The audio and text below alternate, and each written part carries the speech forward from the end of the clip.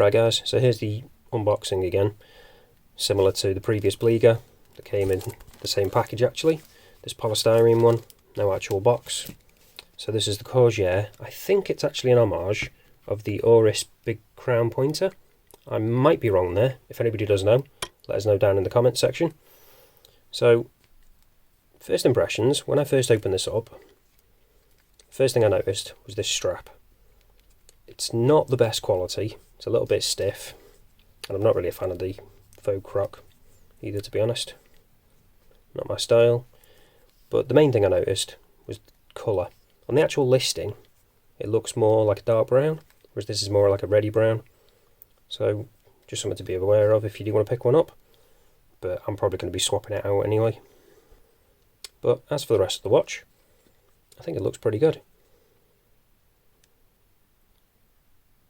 Everything seems to be printed well. Everything's lined up. No obvious issues. Well, that's interesting. So, we've actually got a brushed section in the middle and then the polished around the outside. That wasn't that clear from the pictures either. So that's unusual. That's weird. These actual lug bits actually feel almost like they're sandblasted maybe? Not too sure. But we'll get into that when I do the full review anyway. Definitely an interesting choice for this kind of style of watch. But I do actually quite like it. Something a bit different. Adds a bit more interest. And then we've got that onion style crown. Unsigned. And then the display case back. So there's a couple of movement options with this one. There's a seagull and a Miyota. I just went with the seagull one.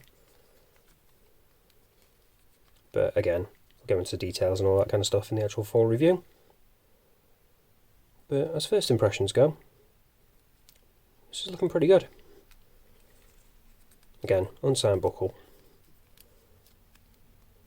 But you kind of expect that with Corgeut and Bleeger ones. They don't tend to sign everything. They tend to just have the branding on the dial. Just get a quick zoom in so you can see in a bit more detail. And then we've got that lovely dome on that crystal. So that's a nice bit of distortion. So, like I say, first impressions, I'm quite liking this. So, as with all the other videos I've been doing recently, the unboxings, I'll be getting around to doing reviews of all of these at some point. I'll probably be doing them in the order I've unboxed them. But that's it for this one, guys. I'll see you in the next one.